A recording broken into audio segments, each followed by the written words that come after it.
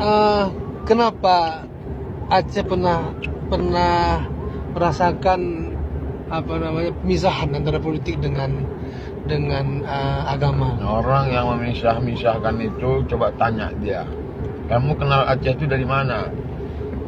Dari mana kamu tahu Aceh? Dari kerajaan Samudra Pasai, dari kerajaan Islam. Dari mana kamu kenal Aceh? Dari Malikul Saleh, Sultan yang adil dan amanah. Dari mana kamu kenal Aceh? Dari Sultan Iskandar Muda.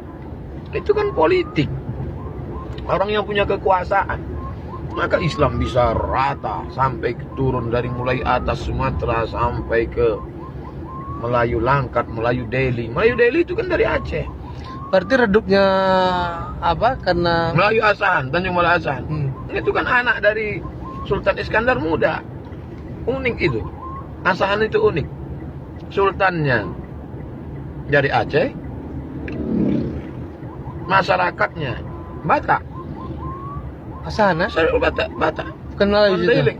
Tapi disebut kerajaan Melayu karena dia tinggal di pesisir.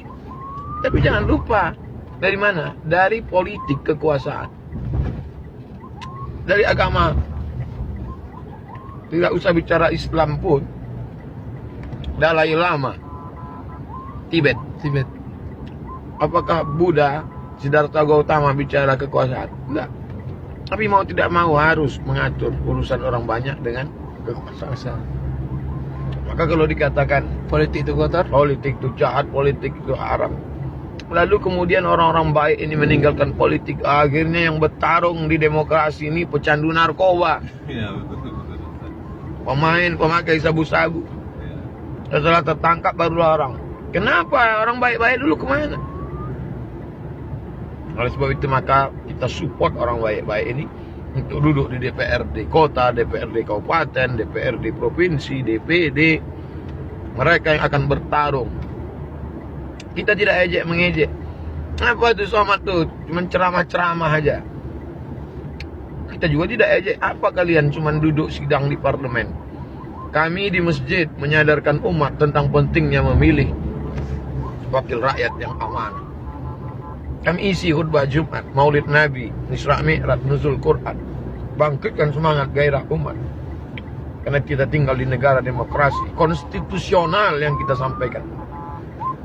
Tapi juga kalian saudaraku, berjuanglah di parlemen.